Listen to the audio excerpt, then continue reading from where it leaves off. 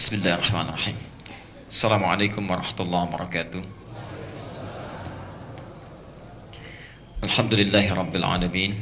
Wassalatu wassalamu ala rasulillahil karim wa ala alihi wa sahbihi ajma'in. Amma ba'd. Fa ya ibadallah, usi nafsi wa iyyakum bi taqwallahi faqad fazal muttaqun fala tamutunna illa wa antum muslimun. Faqala ta'ala mudhakkiran bidzalika ya ayyuhalladzina amanu taqullaha haqqa tuqatih wa la tamutunna illa wa antum muslimun. Wa qala ya ayyuhan nasu ittaqu rabbakumul ladzi khalaqakum min nafsin wahidah wa khalaqa minha zawjaha wa batha minhuma rijalan katsiran wa nisaa'a wattaqullaha alladzi tasaaluna bihi wal arham innallaha kana 'alaikum raqiba. Bapak dan Ibu sekalian, saudara-saudariku rahimani wa rahimakumullah. Semoga Allah senantiasa mencurahkan rahmatnya kepada kita semua, menyayangi kita, dan memberikan taufik kepada kita, membimbing aktivitas kita, sehingga dapat memperbaiki amalan di sisa usia hidup kita ini untuk lebih berkualitas dan nampak baik sebelum kita kembali kepada Allah Subhanahu wa Ta'ala. Misal, sholat di rumah dengan di masjid beda keutamaannya. Masjid melahirkan pahala 25 kali dibandingkan tempat biasa. Jadi kalau bapak misalnya, tetangga masjid memilih sholat di rumah, itu sudah kehilangan 25 kebaikan.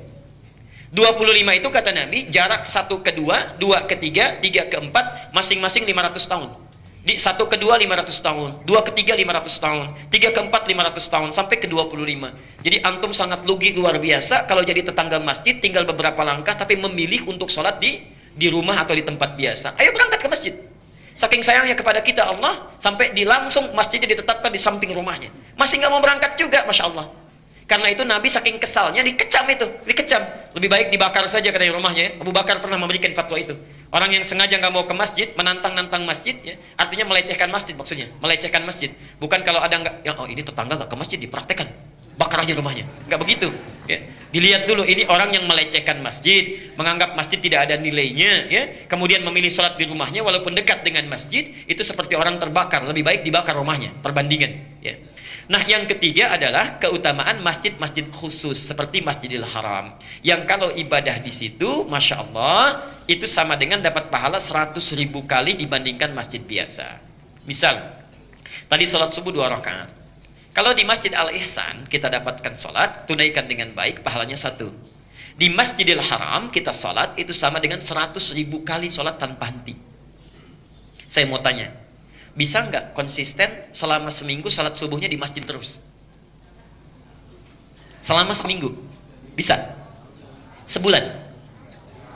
Belum tentu. Belum tentu. Mungkin sakit, mungkin ada halangan, mungkin ada dinas macam-macam, mungkin di perjalanan, belum tentu. Belum tentu. Walaupun kita akan berangkat, belum tentu kondisinya memungkinkan. Masya Allah, orang yang sholat sekali di Masjidil Haram dan berjamaah dia, maka pahalanya seperti 100.000 kali sholat, 100.000 hari sholat subuh tanpa henti. Tanpa henti. Berapa tahun itu? Tidak putus-putus. Itu keutamaannya. Nah karena itu bagi anda yang sudah dekat dengan Masjidil Haram, Masjid Nabawi 1000 kali. Kalau sudah dekat jangan memilih di hotel atau area yang tidak masuk dalam Masjidil Haram. Seringkali menipu itu ya. Walaupun yang menipu itu kadang-kadang kelihatannya nyaman, nikmat.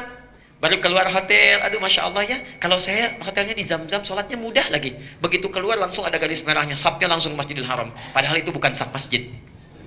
Keluar Masjidil Haram, keluar Zam-Zam, di bawah kan suka ada ya, di area mall itu. Kemudian ada garisnya, merah sudah dibuat, saf, itu bukan saf masjid. Kalau tidak bersambung dengan saf yang di depan, tidak masuk safnya. Ayo tinggal beberapa langkah.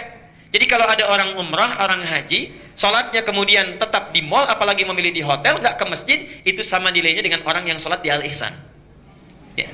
Kecuali ada keadaan darurat yang sifatnya memang menjadikan tidak bisa ke masjid. Seperti tadi yang disampaikan, istri sakit, keadaan tidak bisa ke masjid, yang kalau ditinggal ke masjid perasaan tidak tentram, khawatir terjadi apa-apa, kalau ke masjid pun jadi madarat, diminta untuk istirahat. Bagaimana yang terbaik? Yang terbaik adalah memilih menemani istri di situ, tunaikan sholat berjamaah, pahalanya ada, dan tanamkan pada jiwa kita, ya Allah berkeinginan kami ini untuk pergi ke Masjidil Haram. Tekad kami kuat sampai datang ke sini. Namun keadaan memaksa kami untuk keadaan seperti ini. Kalau tidak engkau tetapkan juga tidak mungkin terjadi seperti ini.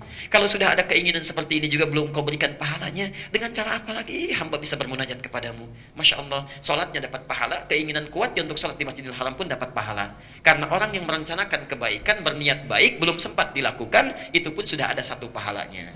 Jelas sampai di sini?